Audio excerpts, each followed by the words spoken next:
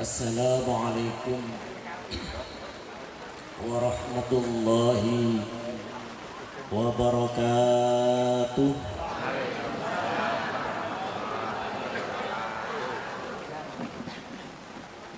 Bismillahirrahmanirrahim. Bismillahi ma sya'allah,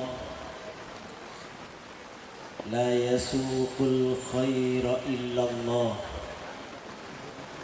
Bismillahi ma sya'allah, la yasrifus su'a illallah. Bismillahi ma sya'allah, ma kana min ni'matin faminallah. Bismillahi ma sya'allah, la hawla wa la quwwata illa billah. Alhamdulillah, wassalatu wassalamu ala rasulillah wa ala alihi wa ashabihi wa mawala, wa la hawla wa la quwwata illa billah. Amma ba'du. Wonten ngarsanipun para alim, para kiai, para masyayikh, wabil khusus pengurus Majelis Wakil Cabang Nahdlatul Ulama Pengadegan, syuriyatan au tamfidiyatan, pengurus ranting NU se-MWC Pengadegan, pengurus pimpinan anak cabang Muslimat, Fatayat, Ansor, Ibnu, IPPNU Pengadegan, para bapak, para ibu, hadirin hadirat yang dimuliakan Allah Subhanahu wa ta'ala.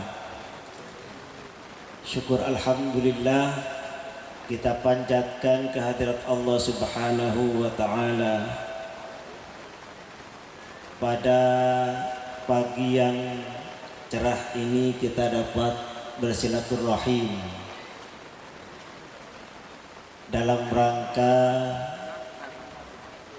pengajian rutin Ahad Wage MBCNU Pengadegan di ranting Pengadegan 2 ini Pengadegan kali. Mudah-mudahan silaturahim ini membawa keberkahan kepada kita semua. Allahumma amin. Salawat serta salam mudah-mudahan terlimpahkan ke hari junjungan kita Nabi Agung Muhammad sallallahu alaihi wasallam, dan mudah-mudahan kita selalu mendapat syafaat dari beliau, terutama nanti di akhirat. Allahumma amin. Bapak Ibu sekalian, bulan Muharram ditetapkan oleh sahabat Umar sebagai awal tahun Islam. Ngoten nggih. Pertanyaannya, kenapa kok bulan Muharram menjadi bulan pertama di bulan Islam? Padahal kalau tahun Islam itu kan disebut dengan tahun Hijriyah nih. Tahun Hijriyah itu diambil dari kata-kata hijrah. Hijrahnya Rasul itu bukan bulan Muharram, tetapi di bulan Rabiul Awal sampai di Madinah. Tetapi Sayyidina Umar bin Khattab menetapkan awal bulan di dalam menetapkan tahun baru Hijriah itu ditetapkan di bulan Muharram. Tentu penetapan ini ada dasarnya para Bapak Ibu sekalian. Yang pertama, tentu berdasarkan ayat Allah Subhanahu wa taala. Allah ngendikan bahwa dalam setahun itu wonten kaliwelas sasi Ithna asyara syahran fi kitabillahi minha arba'atun hurum. Di antara 12 bulan itu ada 4 bulan yang dimuliakan oleh Allah Subhanahu wa ta'ala. Apa saja yang 4 bulan itu? Banyak pendapat, tetapi pendapat yang kuat 4 bulan yang dimuliakan itu, pertama adalah Dzulqa'dah, yang kedua adalah Dzulhijjah, yang ketiga adalah Muharram, yang keempat adalah Rajab. Khusus untuk Muharram, kenapa Muharram dimuliakan oleh Allah? Dibuktikan karena banyak peristiwa-peristiwa besar yang terjadi mulai dari Nabiullah Adam alaihissalam sampai Nabiullah Muhammad sallallahu alaihi wasallam, itu terjadi pada bulan Muharram. Yang aneh lagi para Bapak sekalian, semua kejadian itu terjadi pada tanggal 10 Muharram. Nah, tanggal 10 itu dalam bahasa Arab disebut dengan Asyarah.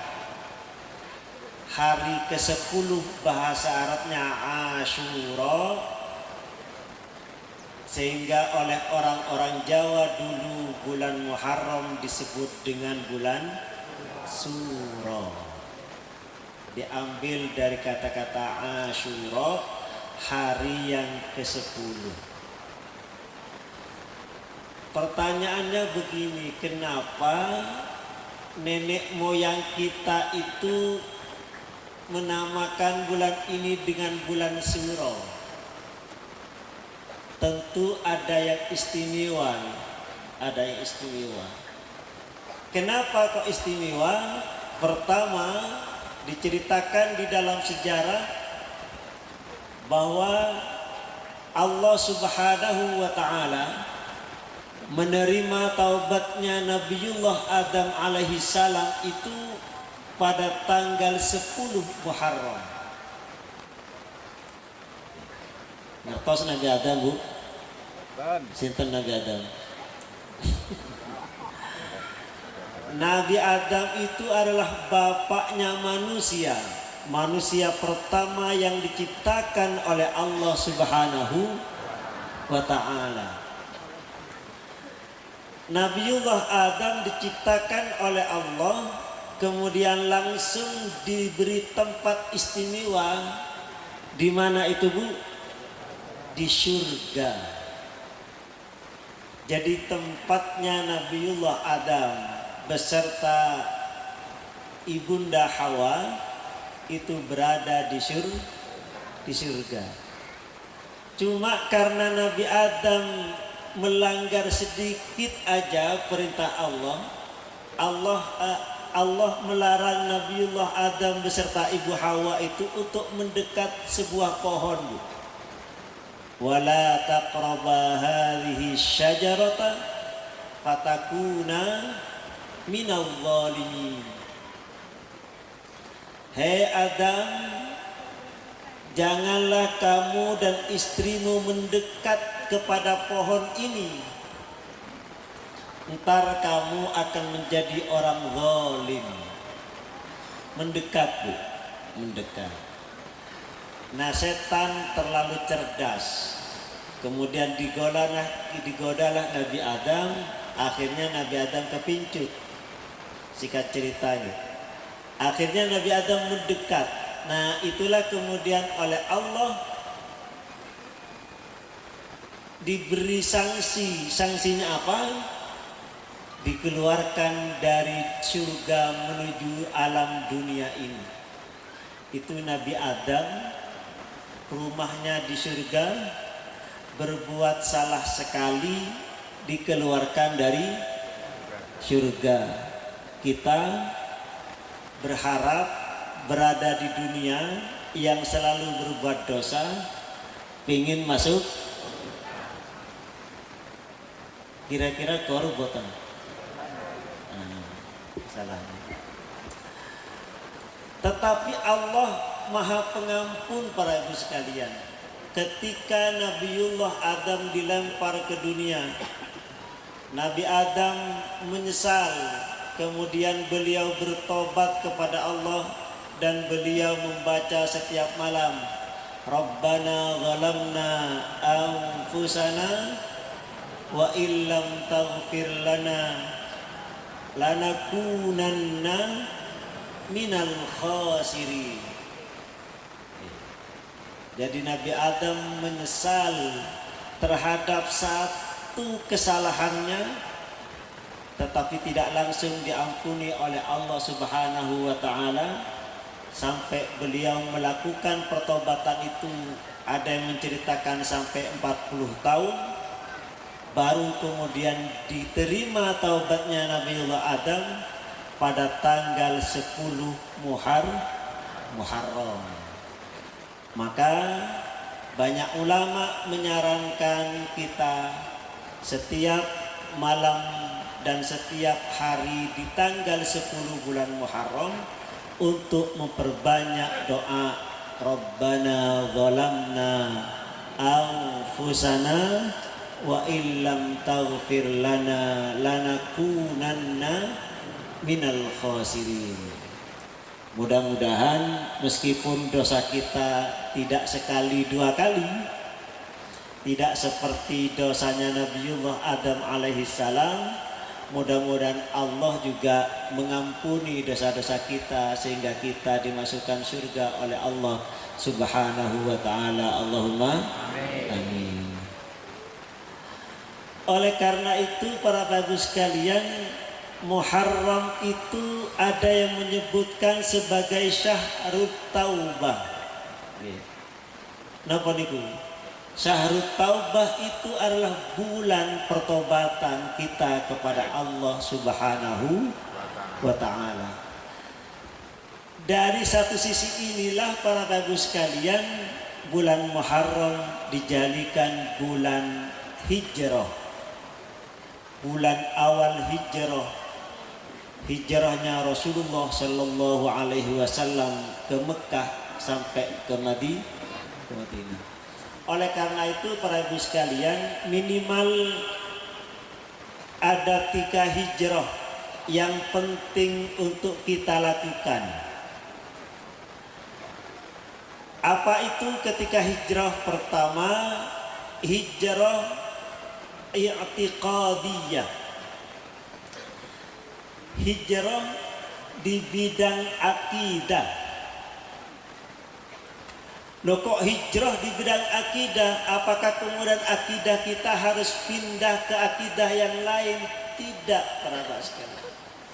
Karena hijrah atau pindah itu tidak mesti pindah dari satu tempat ke tempat yang lain, tetapi hakikat hijrah adalah pindah dari perbuatan yang biasa saja menjadi perbuatan yang lebih baik dari sebelumnya. Apa kata Nabi tentang hijrah, tentang tahun baru?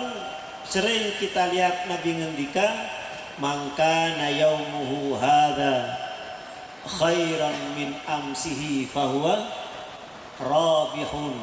Barang siapa yang hari ini lebih baik daripada hari kemarin, maka orang itu adalah orang yang beruntung. Itulah makna hijrah. Lalu apa yang dimaksud dengan hijrah i'tiqadiyah? Bapak Ibu sekalian, kita semua yakin, kita semua beriman bahwa Allah Subhanahu wa taala itu adalah Tuhan kita. Itu nggih? Tuhan kita adalah Allah Subhanahu wa taala. Ibu-ibu kalau punya utang larinya kemana? Ke bank. Kalau punya utang curhatnya kepada siapa, Bu? Kepada Allah. Kita itu merasa yakin bahwa kita punya Allah. Nggih. Tetapi seringkali kita menjadikan Allah itu adalah posisi terakhir. Kalau sudah tidak ada yang menolong, baru kemudian larinya kepada Allah. Nah, pertanyaannya itu, kira-kira Allah tersinggung boten ini? Kok Allah dijadikan pelarian terakhir?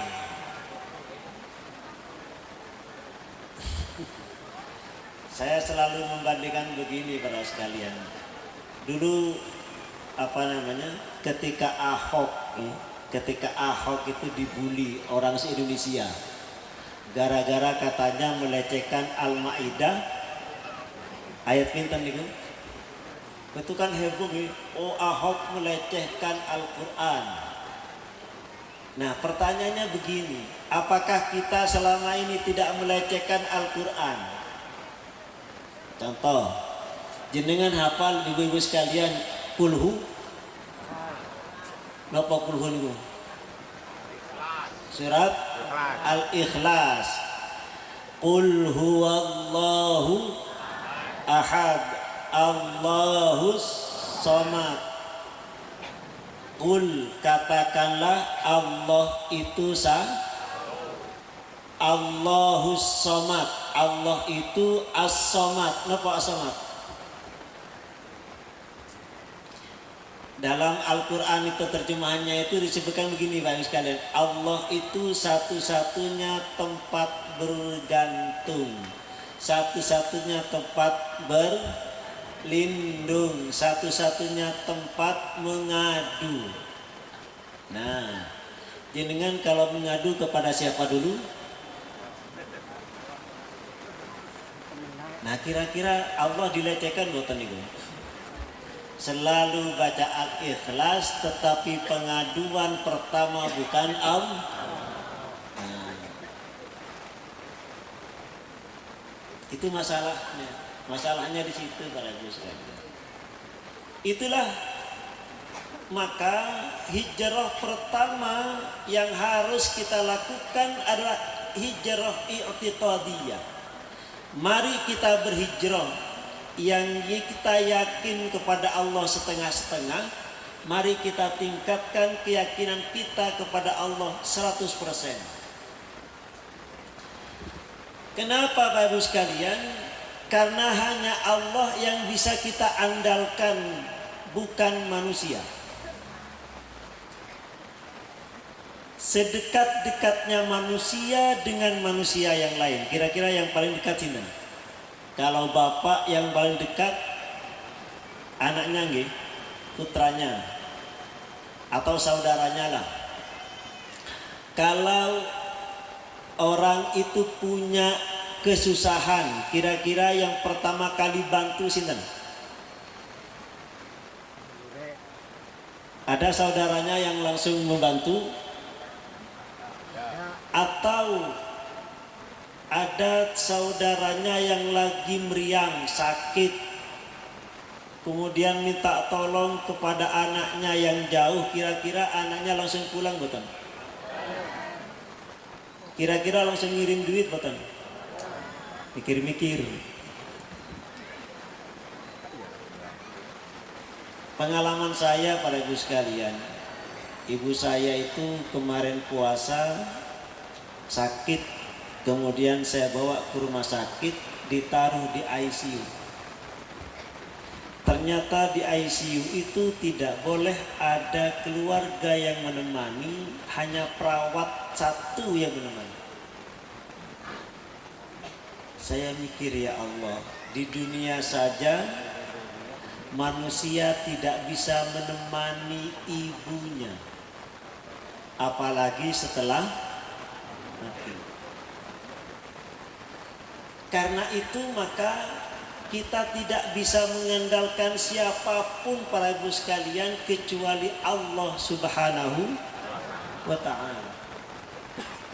Oleh karena itu di dalam Al-Quran Allah berfirman, wa idza sa'alaka ibadi anni fa inni qarib. Hei Muhammad, kalau ada hambaku nanya tentang aku, katakan Muhammad, kasih tahu Muhammad, aku ini dekat, nggak jauh, meskipun boleh manggil itu pakai speaker. Kan katanya Gus Dur, Tuhannya umat Islam itu jauh, betul gitu. Karena kalau manggil pakai speaker jauh. Tetapi kata Allah, ini qarib, saya ini dekat Muhammad. Karena dekat, ujibu da'watad da'i idza da'ani. Saya akan kabulkan kalau manusia itu minta kepadaku. Nah sayangnya kita ini bosan untuk minta kepada, bosan boten bu, boten. Oke, ping-pinten jenengan nyuwun kepada Allah. Para ibu sekalian, ini penting kita introspeksi, jangan-jangan kita menjadikan Allah itu tidak sebagai Allah Subhanahu wa ta'ala, tidak menjadikan Allah sebagai pengiran kita, tidak menjadikan Allah sebagai Tuhan kita. Oleh karena itu Allah itu luar biasa para ibu sekalian. Meskipun kita tidak menjadikan Tuhan, kita tetap dianggap sebagai hamba Allah Subhanahu wa ta'ala. Nah, karena itu para ibu sekalian, hijrah yang kedua adalah hijrah ubudiyah. Bagaimana ibadah kita terus kita tingkatkan semata-mata hanya minta ridho Allah Subhanahu wa ta'ala. Bapak ibu sekalian, saya tanya, kunci ibadah itu apa? Kunci ibadah itu adalah lillahi ta'ala. Napa niku? Ikhlas. Saya tanya, ikhlas niku napa?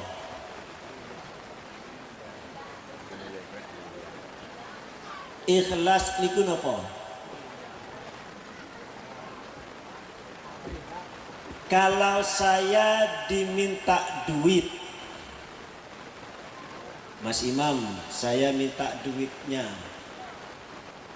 kemudian saya bilang, nih tak kasih 1 juta. tapi nanti diumumkan di masjid ya, kalau saya bantu tanah MBC 1 juta. Itu ikhlas napa ridho? Ikhlas nih.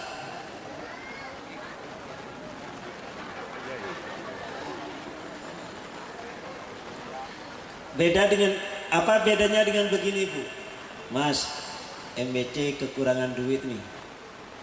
Butuh berapa? Butuh 1 miliar. Jenengan butuh nyumbang loh 10 juta. Kalau nggak nyumbang awas. Saya masuk ke dalam kamar kemudian ngambil duit, sebetulnya terpaksa.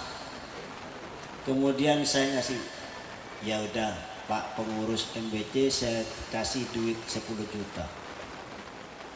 Saya sebetulnya terpaksa, tapi demi MBC dan demi ridho Allah saya kasihkan.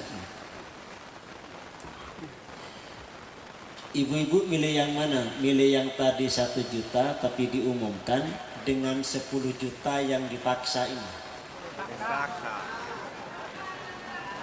Apa? Ayo ibu sekalian. Begini Bapak Ibu sekalian. Kita ibadah itu disyaratkan ikhlas, katanya. Apa itu ikhlas? Ikhlas itu berbuat sesuatu karena ingin mendapatkan ridho Allah Subhanahu wa ta'ala, bukan kepingin yang lain. Jadi kepingin ridho Allah itu tidak mesti legowo. Bisa jadi orang itu pingin ridho Allah karena kepaksa. Bisa jadi orang legowo itu tidak karena ridho Allah, tetapi karena kepingin dirinya dilihat orang lain. Oleh karena itu para bapak sekalian, bedakan antara ikhlas dengan ridho. Ada orang ikhlas tetapi tidak ridho. Ada orang ridho tetapi tidak ikhlas. Milih pundi? Milih ridho atau milih ikhlas? Repot ini. Milih ridho, milih ikhlas, mau dipaksa.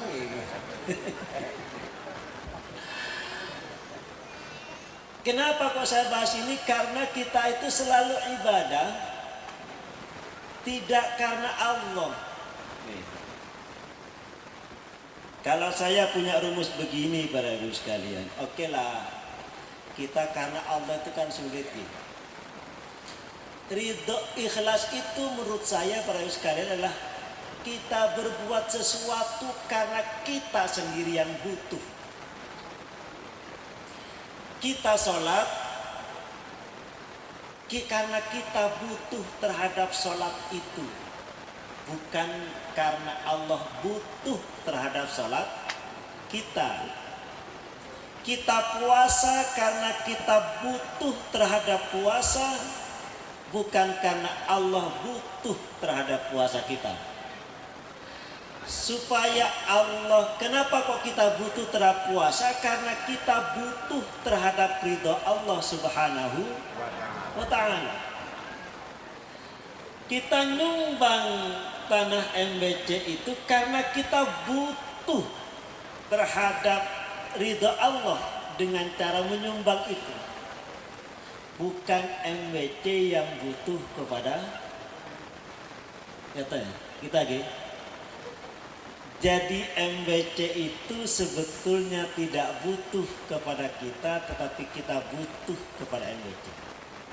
Begini Bapak Ibu sekalian, dulu itu ada orang matur kepada Kiai Muhyiddin Muzadi, Kiai izinkan saya mau menjadi pengurus NU. Apa tujuan Anda melamar jadi pengurus NU? Karena kayaknya NU itu murat-marit Kiai, administrasinya amburadul, kan gitu. Karena biasanya kalau NU itu rapi, katanya bukan NU, kan gitu. saya akan mendandani NU. Apa ke Mukhid Muzadi? Aja. Jangan engkau menjadi pengurus NU karena ingin dandani NU, tetapi jadilah engkau pengurus NU untuk dandani awakmu. Karena NU itu nggak usah didandani.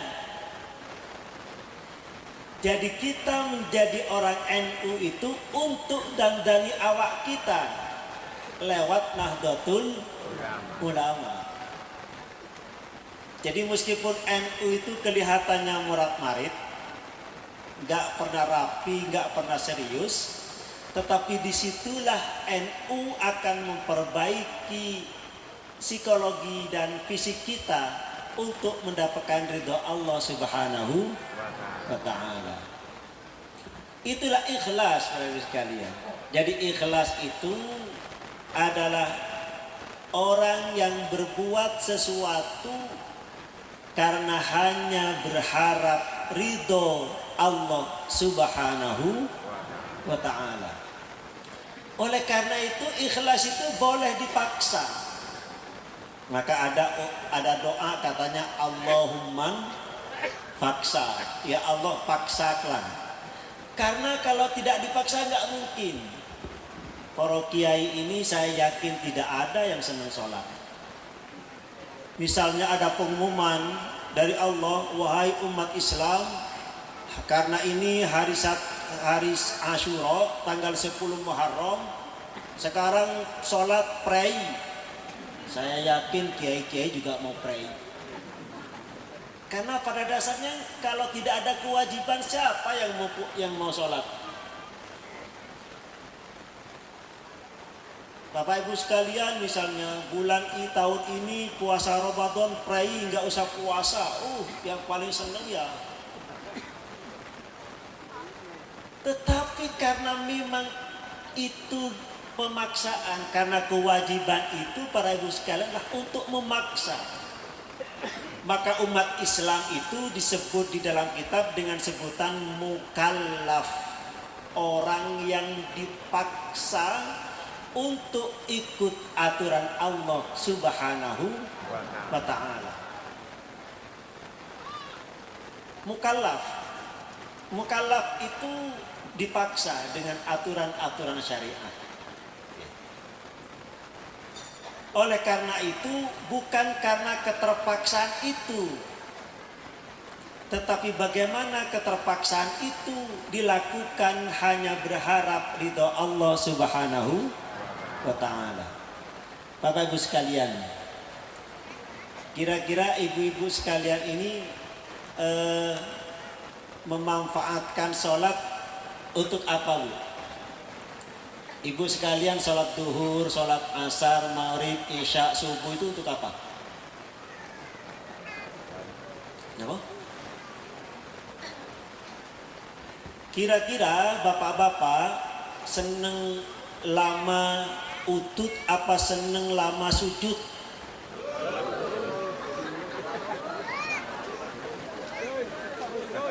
Lama utut.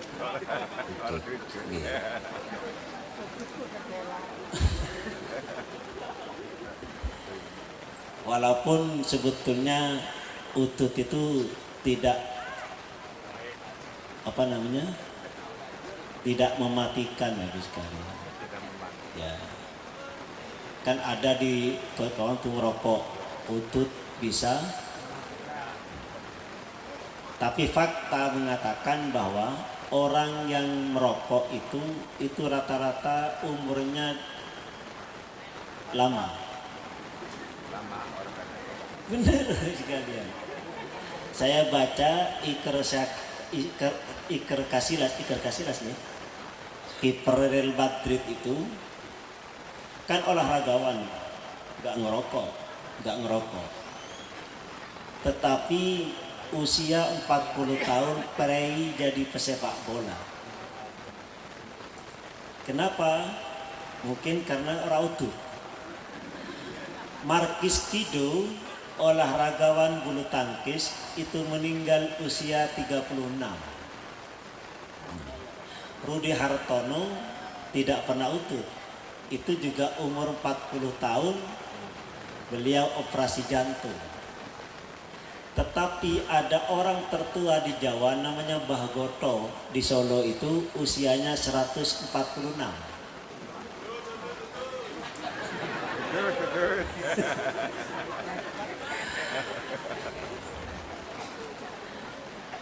Cuma masalahnya begini, ketika kok lebih seneng utut daripada sujud, itu problemnya itu di situ. Kenapa kok lebih senang utut daripada sujud? Pertama, mungkin analisanya begini para ibu sekalian. Sujud itu tidak pernah dimaknai lebih selain sekedar hanya perbuatan rukun di dalam sholat. Sehingga ketika sholat kemudian kita sujud, ya sudah selesai.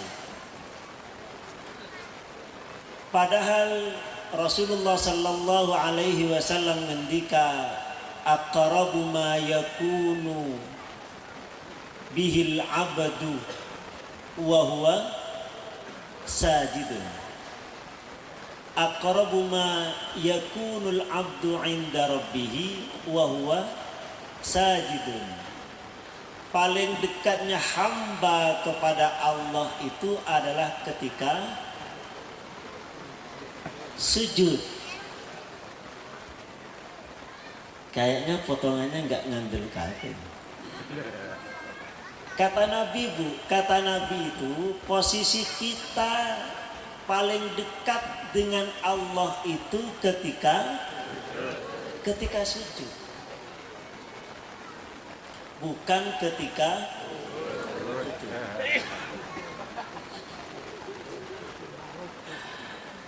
Nah, pertanyaannya, kita itu lebih senang dekat kepada Allah apa lebih senang jauh dengan Allah?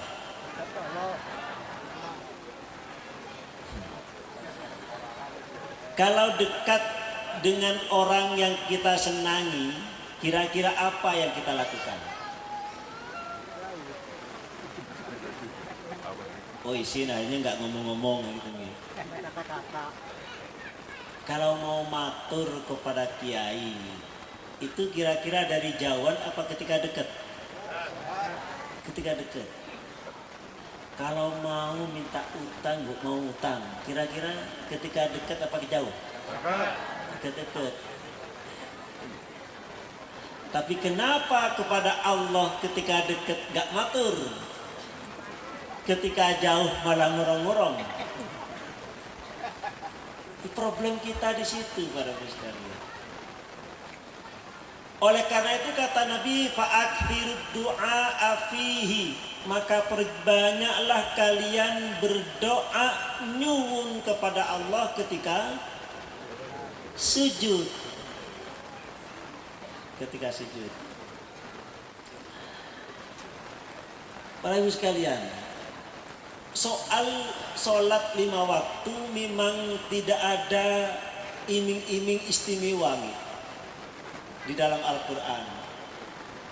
Paling-paling di dalam Al-Quran, sholatlah kamu maka engkau akan dijauhkan dari perkara keji dan perkara mungkar. Tetapi ada di Al-Quran para ibu sekalian yang istimewa, yang sering kali kita cari tapi jarang kita amalkan. Bu, ibu-ibu seneng dipuji tetangganya dong buatan. Seneng dipuji putrani, seneng diputri bapaknya, seneng. Kita kan biasa terpuji nih. Tapi sudahkah mengamalkan resep Allah Subhanahu wa taala buatan? Ini di dalam Al-Qur'an itu ada satu ayat, kata Allah, kalau engkau ingin menjadi orang yang terpuji, orang yang dipuja sama semua orang, maka lakukan itu ketika malam. Ketika malam. Apa itu? salat malam. Apa kata Allah? Wa minal laili fatahajjat bihi nafilatan laka asa ayyab'athaka rabbuka maqaman mahmuda. Kenapa mahmuda itu?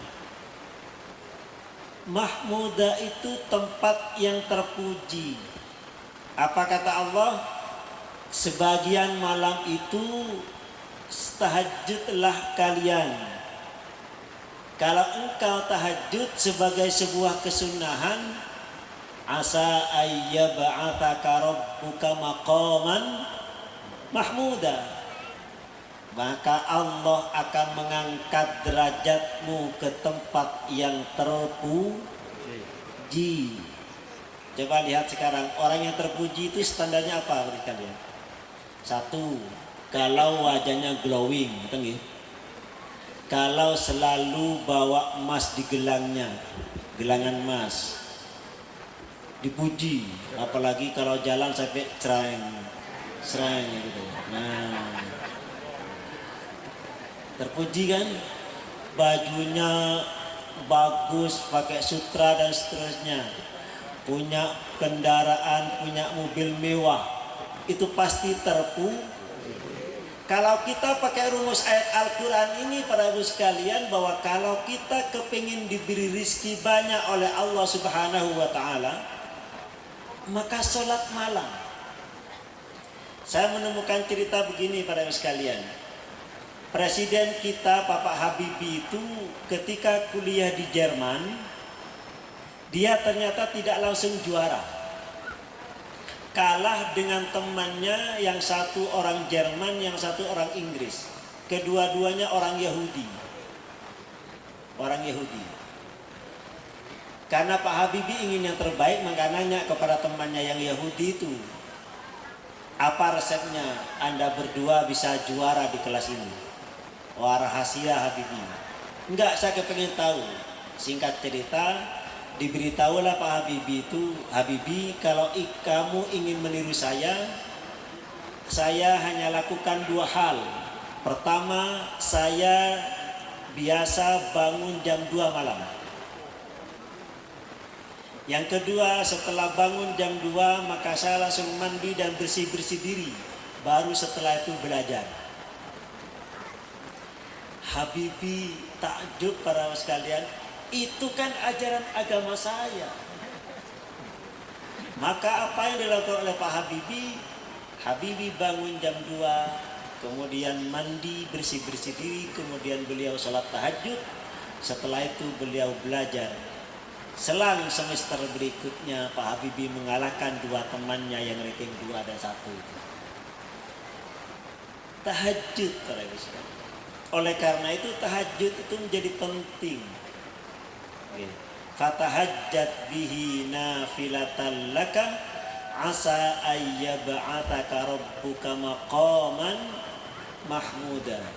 Berikutnya para ibu sekalian, ketika tahajud selesai, maka memasuki subuh. Ibu-ibu biasa subuhan di rumah apa di masjid? Di rumah. Kela nggak apa-apa. Nggak apa-apa sih, daripada nggak subuhan gitu. Padahal kalau ziarah berangkat sendiri itu resiko, kata nggih. Tapi kalau ziarah wali songo rombongan nggih. Tapi kalau subuhan derekan, aneh banget. Karena kalau rombongan itu kan nyampe di bis kan bisa ngantuk gitu, tidur, tahu-tahu sudah nyampe kan. Nah, kenapa kalau sholat nggak ikut seperti rombongan itu? Karena kalau ikut rombongan para ibu sekalian, jenengan nggak masalah ngantuk-ngantuk, mesti butuh. Karena tanggung jawab sopir. Tetapi gila, soal berjamaah penting gitu. Tapi ada satu amalan para ibu sekalian, kata Nabi itu pernah didatangi seorang ibu-ibu. Kenapa saya menang ibu-ibu terus? Karena ada dulu ibu-ibu curhat kepada Nabi, ya Rasul, saya ini punya utang sampai sekarang nggak bisa lunasi utang saya. Sami nggih? Ada nggak ibu-ibu yang nggak punya utang? Nah, kalau nggak punya utang nggak usah dengerin dulu. Saya hanya ingin menceritakan ibu-ibu yang punya utang. Ibu-ibu itu datang kepada Nabi, ya Rasul, saya punya utang sampai detik ini belum lunas-lunas. Kira-kira amalan apa Rasul yang bisa membuat utang saya lunas? Urun bukan? Oke, diamalkan ya. Kata Nabi begini, bapak sekalian, ibu, nanti kalau masuk waktu subuh segera wudunya dengan sempurna. Setelah itu maka sholatlah 2 rakaat. Namanya salat sunnah qabliyatas subahi. Ada yang kemudian mengatakan salat sunnah fajar. Apa kata Nabi? Rakaatal fajri khairun minad dunya wa ma fiha. 2 rakaat fajar itu lebih baik daripada dunia dan seisinya. Nah, artinya secara keutamaan kalau kita salat sunnah 2 rakaat sebelum subuh, maka kita seperti mendapatkan rezeki lebih baik dari seluruh dunia dan seisinya. Terus gimana Rasul, kata ibu-ibu itu? Nah, kalau sudah sholat 2 rakaat, bacalah tasbih malaikat. Napa? Tasbih malaikat. Napa tasbih malaikat? Tasbih malaikat itu begini, baik kalian, subhanallahi wa bihamdihi subhanallahil azim astaghfirullah. Ada yang mengatakan tasbih malaikat, ada yang mengatakan istighfar malaikat. Subhanallahi wa bihamdihi subhanallahil azim astaghfirullah. Hafal nggih? Kata Nabi, bacalah itu sebelum sholat subuh 100 kali. 100 kali. Udahlah amalkan dulu, kata Nabi. Dah. Akhirnya ibu-ibu itu kemudian pulang, selang seminggu kira-kira, laporan kepada Rasul. Laporan. Ini testimoninya ibu-ibu ini. Gak tahu ibu-ibu pengadikan gitu enggak nih? Apa testimoninya, persaksiannya? Rasul, alhamdulillah, utang saya sudah lunas. Dan alhamdulillahnya lagi Rasul, tidak hanya utang saya, utang tetangga saya juga lunas. Padahal dia tidak sholat. Gitu. Jadi herannya ibu itu 2 kali, Bapak Ibu sekalian. Pertama, utangnya dia lunas, utang tetangganya, padahal tidak mengamalkan amalan itu, tapi juga ikut lunas. Apa kata Nabi? Nabi tidak bicara, hanya senyum Nabi itu, hanya misem. Nah, jenengan kepengen misem apa buatan itu? Diamalkan ya? Tapi kayaknya kok nggak percaya banget. Problem kita itu, para ibu sekalian, saya selalu mengatakan problem kita itu satu. Kita sudah percaya kepada Allah, sudah percaya kepada Rasulullah, tetapi resep dari Allah dan Rasulullah kita tidak pernah mengamalkan. Contoh lagi. Saya tanya, ibu-ibu, kalau di sini pernah banjir bukan? Bukan gitu. Di Kertanegara itu pernah kebanjiran. Di desa saya, Kertanegara. Sumur-sumur itu penuh dengan air. Herannya, di desa saya itu sumur yang sudah penuh dengan air itu dibuang.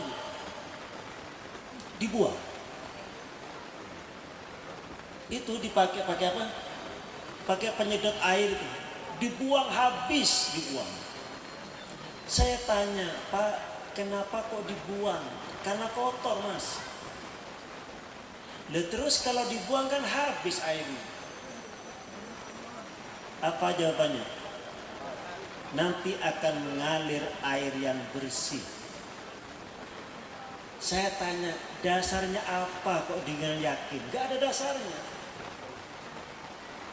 Tapi kok yakin banget sih, kenapa? Ya karena biasanya begitu. Nah, saya tanya, jenengan kalau punya duit banyak dihabiskan dikasih orang nggak?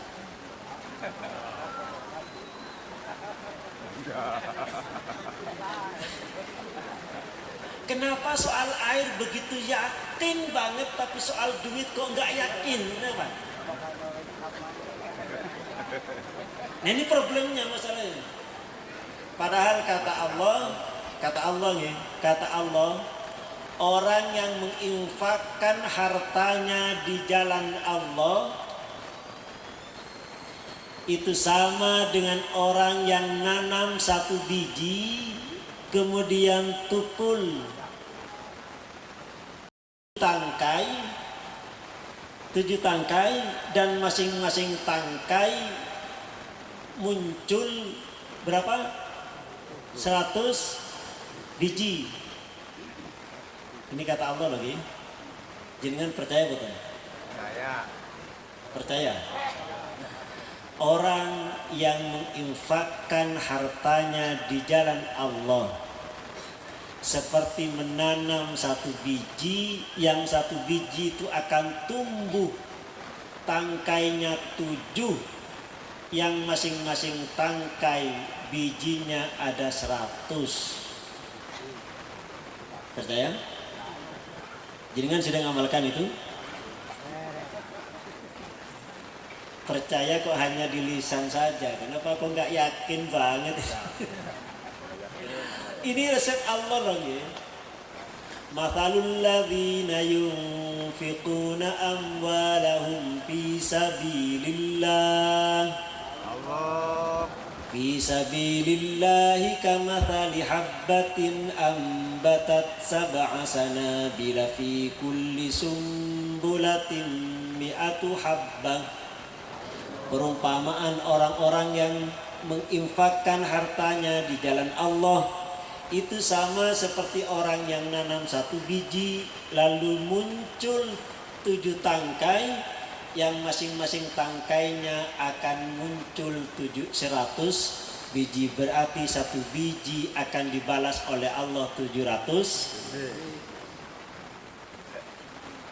Jenengan kalau infak berapa, Bu?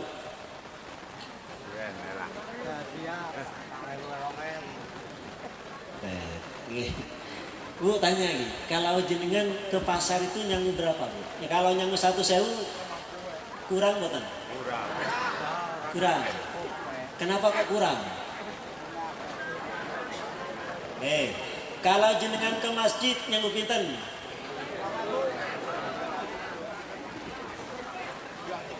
Ya Allah. Padahal kata Nabi, pasar itu katanya tempat yang paling jelek. Syarorul biqa sawa'iquha. Tempat yang paling jelek itu adalah pasar. Wa khairul biqa masajiduha. Dan tempat yang paling baik adalah Tetapi kenapa masjid dihargai 1.000, pasar dihargai 100.000? Ya. Saya nggak tahu ini orang muslim temenanan apa orang. Nabi mengagungkan masjid, tempat yang paling baik, tetapi tempat yang paling baik orang pengadegan ngargai 1.000. Sementara tempat yang paling jelek dihargai 100. Bagaimana kita dapat 700 tangkai tadi, 700 biji dari Allah? Nah, karena itu para ibu sekalian, sebetulnya di dalam Al-Quran itu sudah ada resep, ya? Ada resep bagaimana kita itu bisa menjadi orang yang terpuji, satu. Bagaimana kita itu bisa menjadi orang yang sugih. orang yang hartanya banyak, itu ada di dalam Al-Quran. Yang kedua, supaya kita tidak menyesal nanti di akhirat. Bu, nanti kalau sudah meninggal, dikubur di tanah, kira-kira mau nggak jadi orang yang menyesal? Nggak, sepakat gak? Nggak mau menjadi orang yang menyesal kan? Karena di dalam Al-Quran itu cuma satu kata Allah, orang yang menyesal itu.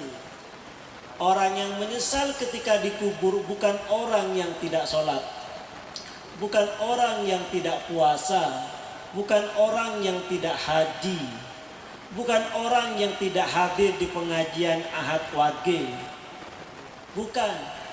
Tetapi orang yang menyesal nanti ketika dikubur dan dia minta untuk dikembalikan ke dunia itu karena dia tidak menyempatkan diri untuk sedekah.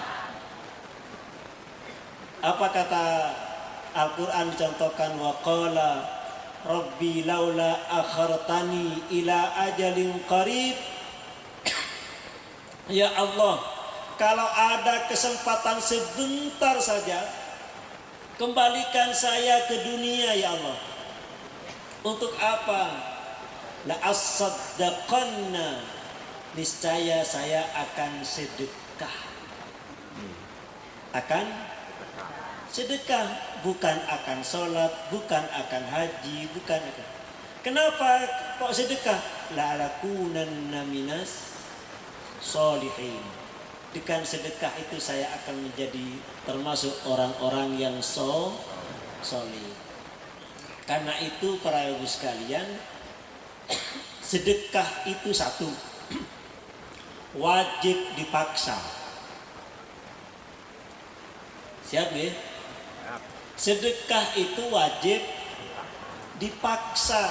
Karena memang manusia itu kalau tidak dipaksa enggak mau melakukan sesuatu. Termasuk sedekah. Saya punya guru. Guru saya bilang, orang itu kalau sedekah wajib dipaksa. Loh Kiai, kan nanti tidak ikhlas, tidak ridho. Sejak sampai kapan dia nggak ridhonya? Kalau tidur kan ridho katanya.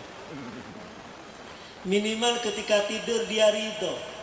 Kenapa kok sedekah menjadi penyesalan? Karena sedekah itu para ibu sekalian, pahalanya tidak hanya ketika kita mengeluarkan sedekah, tetapi ketika harta yang kita keluarkan, sedekahkan itu dipakai, itulah pahala akan terus mengalir kepada kita. Beda dengan kita sholat. Kita sholat, ketika sholat dapat pahala. Habis sholat, selesai, pahalanya mandek. Kita puasa, ketika puasa kita dapat pahala. Habis puasa badan, selesai. Orang yang haji, ketika melaksanakan ibadah haji di Mekah, umroh di Mekah, ketika itu dia dapat pahala. Setelah pulang ke tanah air, selesai. Tetapi orang yang sedekah, sedekahnya ketika dipakai untuk jalan kebaikan, maka sepanjang itulah pahala mengalir kepada orang yang bersedekah. Itulah keampuhan sedekah para ibu sekalian. Nah karena itu sedekah itu menjadi penting sebagai cara supaya kita mendapatkan ridho Allah Subhanahu wa ta'ala. Nah karena itu mari kita untuk sedekah. Siap ya? Kayaknya kok abot temen. Sedekah ya dipaksa, dipaksa. Berapapun yang dibawa, kalau nggak punya duit ya bawa ada cincin kira-kira yang mau disedekahkan, monggo. Saya kira panitia menerima. Siap ya? Oke, monggo di anu selawat. Sallallahu ala Muhammad, sallallahu alaihi wasallam, sallallahu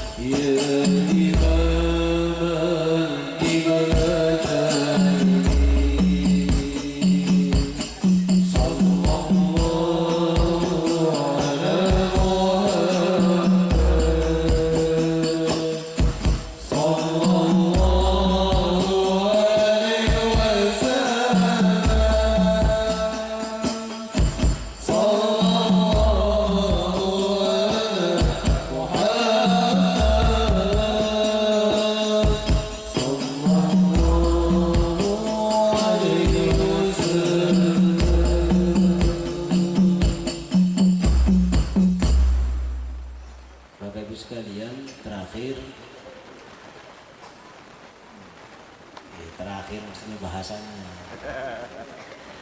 Bapak Ibu sekalian, ada ayat Al-Quran, wabtaghi fima atakallahu daral akhirata.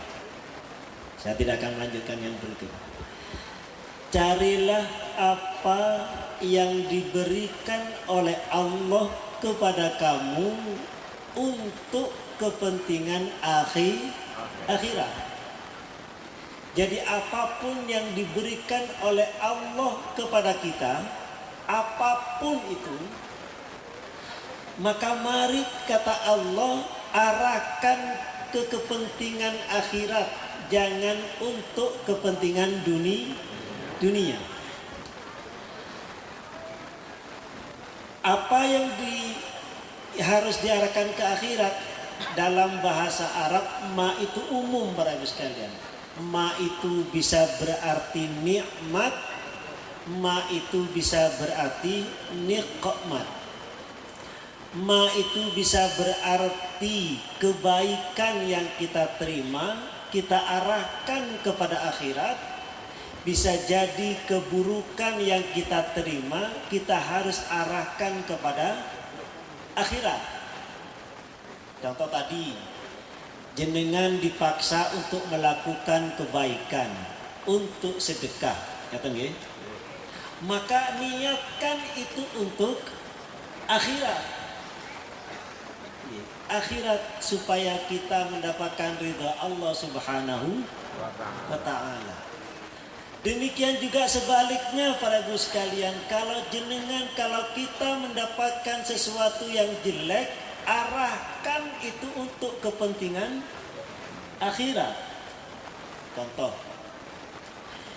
Jenengan bu sekalian, biasanya kan ibu-ibu yang sering ngerasanin dia. Kalau jenengan dirasanin tetangga nih, kira-kira jengkel lo bukan?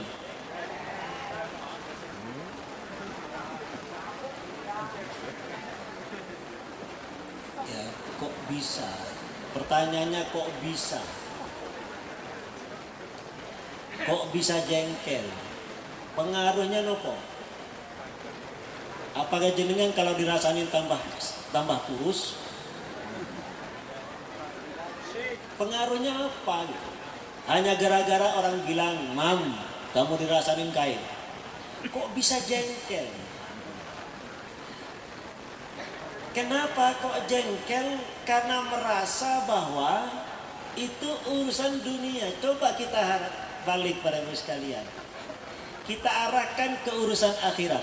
Apa kata Nabi? Coba cernangi. Nabi itu pernah kandahan dengan sahabat, kemudian Nabi nanya sama sahabat, "Mal muflis?"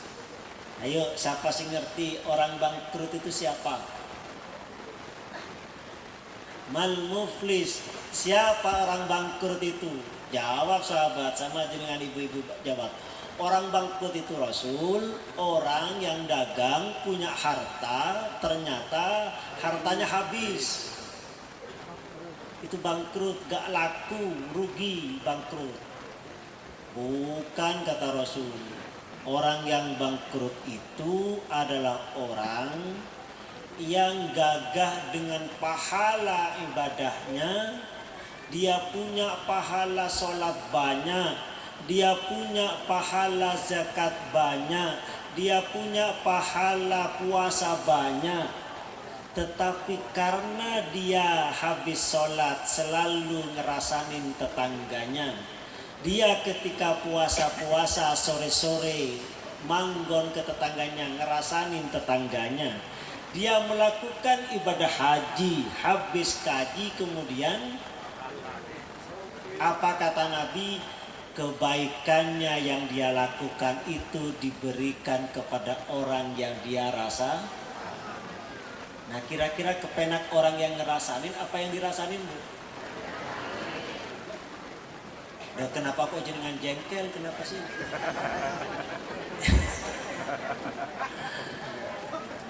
Kan sudah dikasih kebaikan. Nah, ini para ibu sekalian. Kalau kita mengetahui resep ini, sebetulnya alhamdulillah saya dirasani. Kan ya kan? Imam Syafi'i itu pernah dilaporin oleh muridnya, "Syekh, ada orang-orang kampung ngerasa jenengan." Apa kata Imam Syafi'i? "Alhamdulillah." Loh, kenapa alhamdulillah? Berarti dia tidak berani pada saya. Karena dia ngomongin aku di belakang saya. Jadi dianggap sesuatu itu punya manfaat. Meskipun ketika dipikir secara akal itu nyakitin kita. Tetapi Nabiullah Muhammad sallallahu alaihi wasallam mengajarkan kita bahwa apapun yang kita terima ketika diarahkan kepada untuk kepentingan akhirat itu adalah bermanfaat untuk kita. Karena kita diajarkan untuk memberi, bukan untuk diberi. Kira-kira Bu, kalau ada orang jenengan kalau menyapa orang kemudian kok nggak disapa, kira-kira jengkel bukan?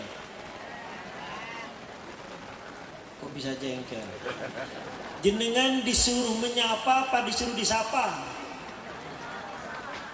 Disuruh menyapa. Nah, sudah kalau menyapa tetangganya, "Kang, Yu, assalamualaikum," kok kemudian dicuekin, itu sudah selesai, Bu. Gak usah minta untuk disauti. Kenapa? Karena kita ini diperintah untuk memberi, untuk mengucapkan salam, bukan untuk dijawab salam kita. Problemnya adalah ketika kita memberi, kok kemudian dia tidak memberi, kita jengkel. Lalu memberinya karena siapa itu? Nah, karena itu maka kita yang perlu melakukan sesuatu yang baik tidak harus peduli dan tidak boleh peduli terhadap orang lain mau buat salah atau tidak, mau buat baik atau tidak kepada kita, itu urusan orang. Tapi kayaknya ibu-ibu itu nggak seneng deh. Senengnya kalau kita beri ya diberi, gitu gitu. Kalau kita nyapa ya disapa lah.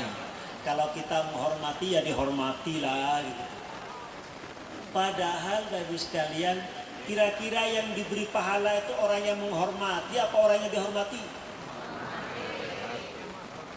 Orang yang diberi pahala oleh Allah itu orang yang memberi apa orang yang diberi? Kenapa kok jenengan kepengen diberi? Nah, masalahnya di sini. Kita lebih senang pemberian daripada orang, daripada manusia, ketimbang pemberian dari Allah Subhanahu wa Ta'ala.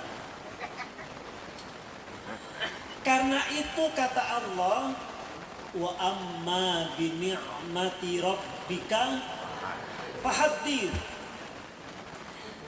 Terhadap nikmat Tuhanmu harusnya engkau kandahkan, bicarakan. Dengan kalau curhat sama tetangganya, curhat sakitnya apa sehatnya?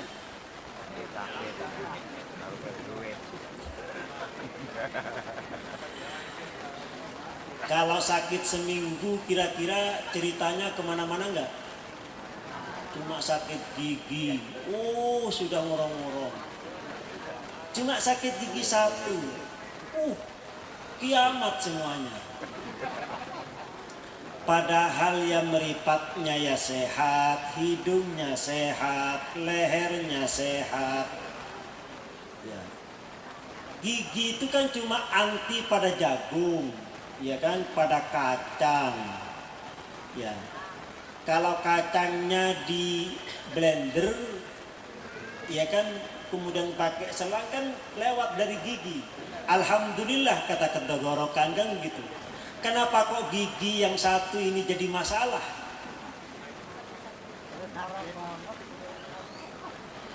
Bu, jenengan ada yang ikut arisan nggak? Banyak gitu. Tetangga saya itu ikut arisan. Satu ketika dia lara untu, sakit gigi.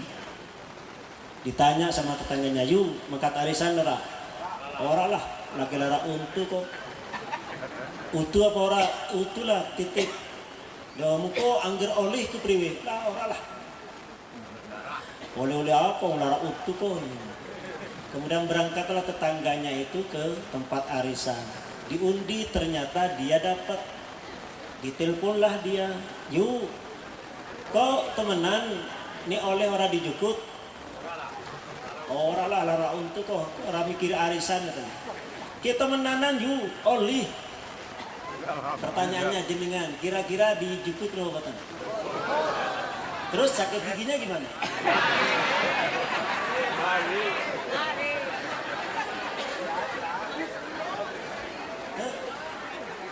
Nah, persoalannya itu, kenapa gara-gara arisan lara untunya kok nggak kepikiran? Apakah kemudian giginya sembuh? Tidak. Tapi karena perhatian kita ada pada rezeki yang ada, maka hilang sakit yang ada ini. Itulah para ibu sekalian ketika Allah ngendika wa amma bi ni'mati rabbika fahaddits. Nikmat Allah yang harus dicari. Kalau ada musibah, karena musibah itu bukan untuk dihindari, tapi bagaimana kita bisa menikmati, bagaimana cara menikmati nikmat Allah yang harus kita lakukan. Jadi kalau meskipun sakit hati, sakit gigi, sakit hati, tapi jantung, perut, yang di bawah perut masih sehat, ya perlu syukuri ke bapak-bapak. Jadi bapak-bapak itu meskipun sakit hati, sakit gigi, tapi ketika menikmati yang lain ya tetap jos kayaknya bagi. Ya, malam Jumat larang untuk ya masalah kan begitu. Yang penting liani sehat gitu. Karena itu penting para ibu sekalian, bagaimana kita untuk mensyukuri nikmat Allah Subhanahu wa taala, maka carilah nikmat Allah, jangan fokus pada cobaan yang diberikan oleh Allah Subhanahu wa taala. Nah, Allah itu mungkin sama dengan kita para ibu sekalian. Coba kalau saya dikasih kupluk sama Pak Kades misalnya, atau Ketua MWC misalnya, ngasih saya kupluk. Kemudian saya ditanya, Mas kupluknya kok bagus, dikasih Pak MWC. Setiap ditanya orang Pak MWC saya sebutkan, dikasih Pak MWC, dikasih Pak MWC. Kira-kira Pak MWC ngasih saya lagi enggak? Ngasih, karena itu iklan gratis para ibu sekalian. Iklan gratis. Begitu juga Allah Subhanahu wa taala, ketika Allah ngasih kita sehat, lalu kau dikandahin kepada orang, "Hei, aku lagi sehat nih. Nikmat dari Allah, aku masih bisa sholat, masih bisa puasa, sehat nih." Maka Allah akan senang para ibu sekalian. Tetapi sayang kita itu ngandahin kita kepada orang lain, kalau alanya toh nih sakit. Jenengan kalau punya duit kandah sama tetangganya boten? Kira-kira punya duit itu nikmat apa nikmat? Nikmat apa ujian? Nikmat. Kenapa nggak dikandah-kandahin sama tetangganya? Nah itu karena nggak percaya kepada Allah Subhanahu. Kata Allah, la in syakartum la azidannakum. Kalau kalian bersyukur, berterima kasih kepadaku, kata Allah, apa bukti berterima kasihnya? Nikmat dari aku itu kamu kandah-kandahna kepada tetanggamu. Itu bukti kamu bersyukur kepadaku, saya kasih tambahan nikmatku. Jadi Bu, kalau ibu baru beli emas, beritahukan sama orang, nih aku baru punya emas, aku tembe oleh arisan, aku tembe oleh duit karena jual apa di sini biasanya?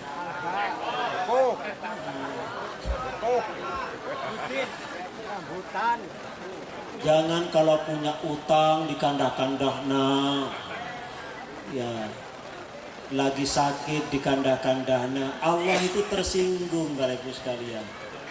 Hanya sakit seminggu aja boleh ngomong, ya Allah memberah-memberah. Bertahun-tahun sehat itu kok nggak dikandahin, kenapa? Oke. Setahun 2 tahun stroke juga ngeluh. Umurnya berapa? 60. Berarti kalau stroke-nya setahun kan sehatnya berapa? 59 tahun. Kok gak dikandah-kandahnya kepada orang? Kenapa stroke-nya yang menjadi topik pembicaraan? Itu masalahnya para ibu sekalian. Kita itu selalu melihat Allah dari kejelekannya. Karena terlalu bertauhid, khairuhu wa syarruhu minallah, jelek dan baik itu dari Allah. Yang dari Allah, yang jelek yang dikandah-kandahnya ini apike. Nah masalahnya di situ. Karena itu para ibu sekalian, satu, mari kita fokus beribadah kepada Allah Subhanahu wa taala. Jadikan Allah itu satu-satunya tempat sandaran kita. Tidak ada yang bisa kita andalkan kecuali Allah Subhanahu wa ta'ala. Oleh karena itu kita hanya bisa nyuwun kepada Allah, jangan nyuwun kepada yang lain. Ya, siap ya? Jadi kalau kita punya sesuatu, curhatkan kepada Allah melalui sholat, melalui wirid dan seterusnya. Nah karena itu sholat yang kita lakukan pasti akan dihayati. Karena ketika kita sholat, disitulah kesempatan kita untuk bermesraan dengan Allah Subhanahu wa ta'ala. Nah, kalau sudah begitu para ibu sekalian, mari kita menjadikan Allah itu menjadi orang zat yang super baik. Kita bicarakan Allah dari segala kenikmatannya, kebagusannya. Kalau kita sehat, kita bicarakan kesehatan kita kepada orang lain. Kalau cuma sehari dua hari kemudian kita sakit, itulah mungkin kenikmatan dari Allah Subhanahu wa ta'ala. Dengan begitu ketika kita memposisikan Allah, memposisikan kita sebagai hamba, Allah sebagai Tuhan, yakin maka Allah akan tentu memberikan kita yang terbaik. Allahumma amin. Karena itu para ibu sekalian, sekali lagi mari di tanggal 10 Muharram ini kita kembalikan hati kita, kita kembalikan posisi kita hanya berharap ridha Allah Subhanahu wa ta'ala. Allahumma amin. Al-Fatihah. أعوذ بالله من الشيطان الرجيم بسم الله الرحمن الرحيم الحمد لله رب العالمين الرحمن الرحيم مالك يوم الدين إياك نعبد وإياك نستعين اهدنا الصراط المستقيم صراط الذين أنعمت عليهم غير المغضوب عليهم ولا الضالين بسم الله الرحمن الرحيم الحمد لله رب العالمين اللهم صل وسلم على سيدنا وشفينا وكريمنا مولانا محمد سيد الأولين والآخرين تبارك وتعالى أصحاب رسول الله أجمعين الحمد لله رب العالمين حمدا يوافي نعمه ويكافئ مزيده يا ربنا لك الحمد كما ينبغي لجلال وجهك الكريم وعظيم سلطانك يا عالم السر منا لا تهتك الستر عنا وعافنا واعف عنا وكلنا حيث كنا يا الله بها يا الله بها يا الله بحسن الخاتمة اللهم لا سهل إلا ما جعلته سهلا ولا تجعل الحزن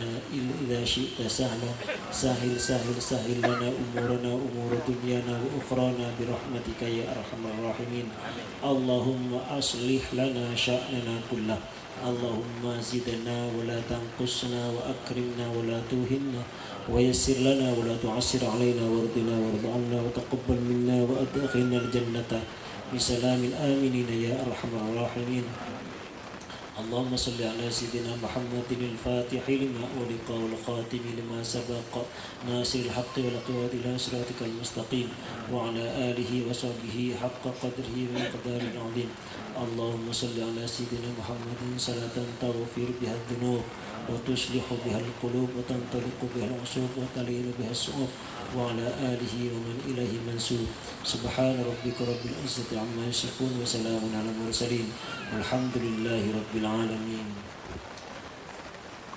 Saya kira itu Bapak Ibu sekalian, tentu banyak kekurangan, kekhilafan, kami mohon maaf yang sebesar-besarnya. Wal-afu minkum, wassalamualaikum warahmatullahi wabarakatuh.